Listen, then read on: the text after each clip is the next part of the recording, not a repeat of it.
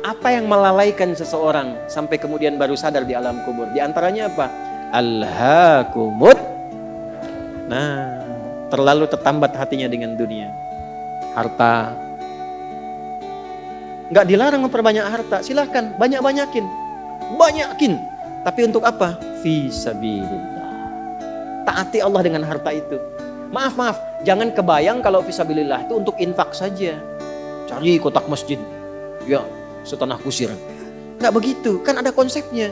Ini untuk yang di keluarga. Bagaimana kenyamanan di rumah, bikin rumah yang nyaman sehingga punya musalla. Ya, anak-anak sekolahkan di tempat yang mengenal Allah, tingkatkan kualitasnya. Pakai untuk umrah, pakai untuk haji. Lihat saudara-saudara di samping. Setelah itu lebarkan. Baru ada babnya lagi setelah orang tua, saudara, kerabat, ada anak yatim, baru dibuka untuk umum. Itu ada petanya. Nah sekarang pandai-pandai dengan harta, antum menghitung kebutuhan sebulannya berapa. Tabungan pemetaannya berapa. Nah yang lewat dari situ, itu titipan Allah, bekal antum untuk mendapatkan ridhonya. Sebelum diambil. Antum gaji 30 juta, kebutuhan rumah tangga 15 juta, tabungan 5 juta. 10 juta itu bekal tabungan antum tuh akhirat.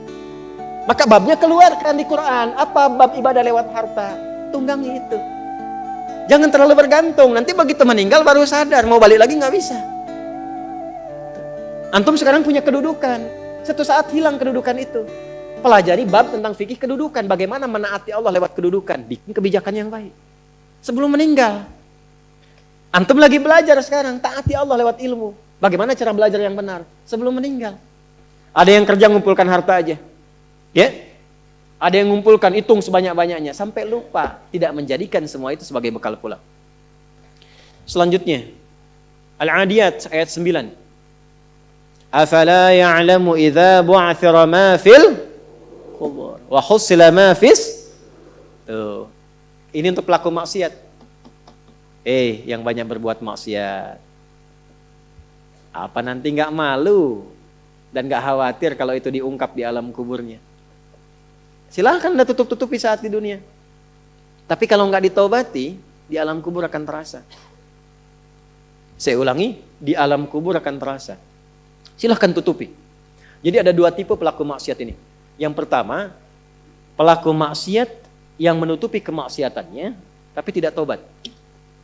Ya, awas, ini tipe pertama. Yang saya maksudkan pelaku yang tidak tobat ya, bukan yang tobat.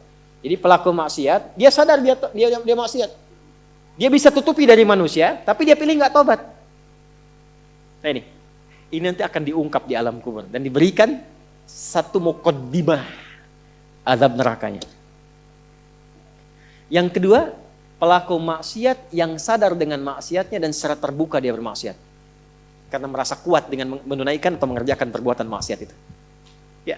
Nah itu dua tipe seperti itu. Turunlah kemudian surah Al-Adiyat ini salah satunya. Afala ya'lamu idza bu'athira ma fil qubur wa husila ma fis, akan diungkap suatu saat nanti. Kalaupun Anda tutupi. Tapi bagi yang terakhir, perhatikan baik-baik. Bagi yang merasa nyaman dengan kekuatannya, baik itu kedudukan ataupun harta, sehingga terang-terangan berbuat maksiat dan merasa tidak ada yang mampu untuk mencegahnya, itu saat masuk kuburnya langsung ditampakkan neraka pagi dan petangnya. Di surah Ghafir surah ke-40, ayat 46. An-naru yu'raduna 'alaiha ghuduwan wa 'ashiyya. Hati-hati. Ya, hati-hati. Wa yauma taqumus sa'atu adkhilu ala fir'auna asyaddal adzab. Jadi maaf orang-orang yang maaf sekali gemar mengumpulkan harta hanya untuk pamer saja, untuk mengoleksi dunia. Tak pernah punya visi hidup untuk pulang, maka mesti hati-hati. Alhaakumut takatsur. Orang yang maksiat terbuka nggak mau sadar mesti hati-hati, ya, karena cara pulangnya itu berbeda. Teruskan. Quran surah Al-Infitar ayat keempat. Ketiga, kan 8 ya semua ya. Wa idzal quburu bu'thirat. Al-Infitar ayat keempat. Apabila yang dikubur itu sudah terungkap, terbuka semua. Maksudnya selesai. Terbelah. Ini kiamat. Jadi dikubur pun nggak selamanya. Ya. Ada yang pengen abadi di alam kubur? Tidak, nggak selamanya.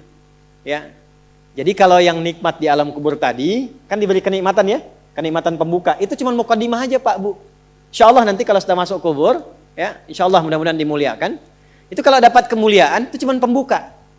Itu cuma pembuka saja, mukadimah saja. Diberi kenikmatan melimpah, enak, istirahat, nyaman dan macam-macam, ya. Itu cuma pembuka aja. Nanti satu masa selesai di situ. Wa idzal quburu bu'tsirat. Selesai semuanya, balik kita ke alam lain, puncaknya ke akhirat. Nah, ayat ini Al-Infitar ayat yang keempat ingin menegaskan di alam kubur pun tidak abadi, pindah. Oh, berarti yang pelaku maksiat tadi menyimpulkan nggak apa-apa kan cuma sementara mimpinya bangun. Iya, Cepi, cuma saat bangun lebih dahsyat. Jadi yang dimimpi keluar semua. Ya. Ya. Terus Quran surah Abasa. Ya, surah 80 ayat 21. Baik, pelan-pelan. Kalau tadi kan sudah diungkap ya, di kuburnya bagaimana, nikmatnya bagaimana, bahayanya bagaimana yang mengancam. Nah, sekarang kita akan masuk ke kubur tidak? Akan masuk tidak? Nah, maka di Abasa ini diingatkan. Quran surah 80 ayat 21. Tsumma amatahu fa'aqbarah. Orang yang hidup itu satu saat pasti akan diwafatkan. Kalau sudah wafat akan dikuburkan. Di semua kita tidak ada yang bebas dari penungguan di alam kuburnya. Tadi tunggu. Ini, CAQ semua kan? Calon alam kubur. Kita akan masuk nih. Jadi Allah sadarkan mumpung masih hidup, dari dua kejadian tadi, ambil ibrahnya, siapkan diri kita, karena kita nggak akan bisa menolak kematian. Kalau sudah wafat, pasti dikubur. Teruskan dulu ya, kita agak cepat. Al-Mumtahanah ayat 13. Sudah? Ini nyambung semua ayatnya, indah sekali. Jadi kalau kita sudah sadar, ini resiko kebaikan, ini resiko keburukan, dan kita tahu akan wafat, akan dikuburkan, bagaimana cara persiapannya?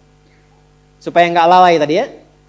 Maka Al-Mumtahanah ayat ke-13. Ya ayyuhalladzina amanu la tatawallaw qauman ghadiballahu alaihim. Qad ya'isu kama ya'isal kuffara min apa? Ashabil kubur. Maka jangan banyak bergaul dengan orang-orang yang menjauhkan kita dari ridha Allah subhanahu wa ta'ala. Cari teman yang baik sekarang. Pertama, maaf, bikin kebaikan di rumah tangga dulu. Itu kan teman hidup. Ya. Awas, hati-hati. Kalau melihat istri kurang baik atau sebaliknya, jangan dihakimi, jangan difonisi. Justru Allah kirimkan antum itu untuk menebarkan kebaikan dan menyempurnakan kesemaan bersama. Jelas? Jadi sekarang yang dilakukan teman hidup dulu.